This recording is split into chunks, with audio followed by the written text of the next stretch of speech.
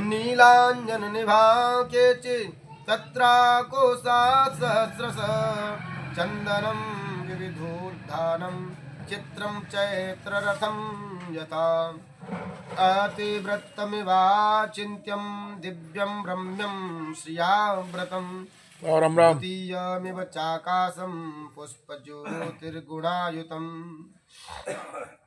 मोटी जड़ों वाले पुन्नाग, सप्तवर्ण, चंपक और उद्दालक के वृक्ष भी फूले हुए थे। उसमें कोई सुनहले, कोई अग्नि के समान, कोई काजल के समान काले थे। उस वाटिका में हजारों तरह के अशोक वृक्ष थे, हजारों प्रकार के अशोक वृक्ष। जिस तरह चंदन वन और चित्ररथ वन विचित्र और आह्लाद उत्पन्न करने वाले हैं, उनसे अधिक रमणीक अशोक वाटिका थी। वहां के फूल ताराओं के समान और भूमि आकाश के समान सुशोभित हो रही थी।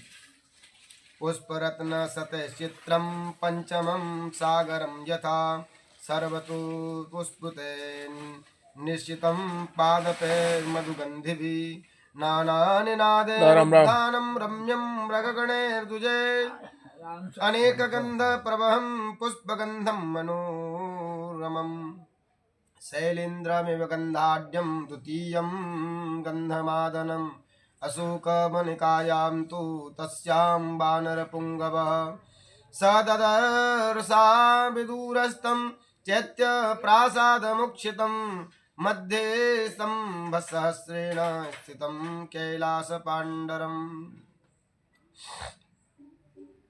उसमें असंख्य फूल रूपी रत्न विद्यमान थे। इससे वह वाटिका 5वें समुद्र के समान जान पड़ती थी।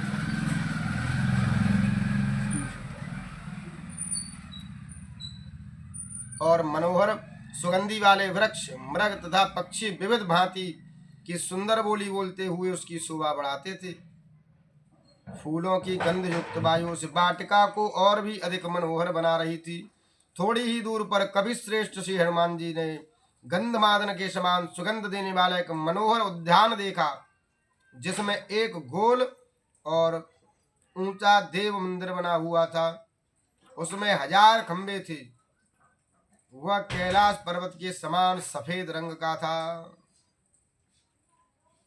प्रबालकृत सोपानम तप्त कांचन वेदिकं मुष्णन्तमिव चक्षुषी दोतमानमिव श्रिया विमलं प्रांशुभावत्वा दुल्लेखन्तमिवाम्बरं ततो मल्लिनसंवितां राक्षसीभिः समावृताम् उपवासकृशां दीनां निःश्वसन्तीं पुनः पुनः ददर्श शुक्लपक्षादौ चन्द्ररेखामिवामलाम्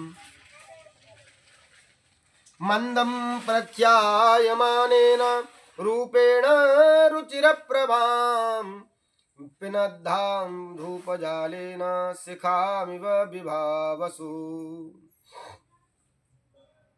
उसमें अपनी असाधारण शोभा से लोगों की दृष्टि आकृष्ट करने वाली सोने की बेदियां और मूंगे के रंग की सीढ़ियां बनी हुई थी।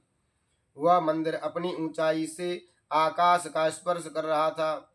उसी समय महाकवि हनुमान ने शोक से दीर्घ सांस लेती हुई राक्षसियों के बीच में बैठी, मलिन वस्त्र पहने हुए, उपवास करने से दुर्बल और आंसू बहाती हुई एक स्त्री को दूज के चंद्रमा की तरह क्षीण होते हुए देखा। अग्नि ज्वाला के समान रूपवती और किसी तरह कठिनाई से पहचानने में आने वाली नारी थी।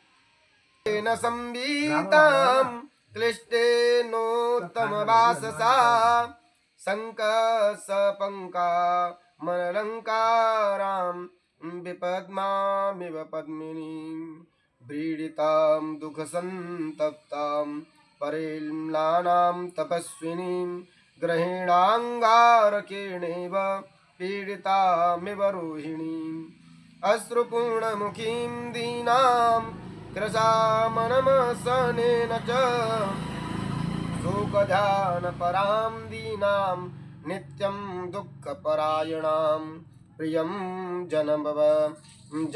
जनमपश्यन्तीं पश्यन्तीं राक्षसीगणं स्वगणेन मृगीं हीनां स्वगणाभिव्रतामिव। वह एक मैला और पुराना गीला वस्त्र धारण किए थी और उसके शरीर में आभूषण नहीं थे। इससे वह स्त्री कमलहीन और कीचड़ भरी बावली के समान जान पड़ती थी।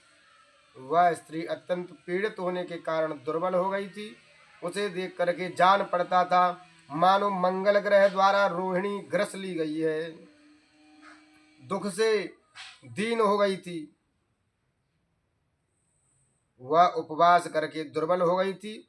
उसके कपोलों पर आंसुओं की बूंदें झलक रही थी। वह चिंता और दुख से दीन हो गई थी। वह उसका अपना कोई नहीं था। वह राक्षसियों से उसी तरह घिरी थी जिस तरह कुत्तों ने एक मृगी को घेर लिया हो। नीलनागा भजा विन्या जघनम गतयैकया नीलया नीरदा पाये वनराज्य महामहिमिव सुखारहा दुख संतप्ताम व्यसनानाम कोविदाम ताम समीक्ष विशालाक्षी मधिकं मलिनां कृशां तर्कयामास सीतेति कारणे रूपपादिभिः हीयमाणा तदा तेन रक्षसा कामरूपिणा यथा रूपा हि दृष्टा वै तथा रूपेयमङ्गना पूर्णचन्द्राननां शुभ्रूं चारुवृत्त पयोधराम्। उसके बालों की एक लंबी लट काले सर्प के समान पीठ पर से होती हुई जांग पर आकर के पड़ी थी। वह उस चोटी से उसकी शोभा ऐसी हो रही थी मानो शरद ऋतु के सघन वृक्षों की पांति से सुशोभित पृथ्वी हो। वह स्त्री सुख भोग के योग्य होकर भी दुख पा रही थी। दुखों से सर्वथा अपरिचित तथा अत्यंत क्लेश में पड़ी विशालाक्षी नारी को देख करके हनुमान जी ने अनुमान से उसे सीता समझा। कारण कि वे सीता के रंग रूप और गुणों को पहले सुन चुके थे। सीता का जैसा रूप हरण होने के समय था वैसा ही उस स्त्री का भी था। चंद्रमुखी सीता की सुंदर भ्रकुटी और गोल स्तन थे। कुर्वतीं प्रभया देवीं सर्वां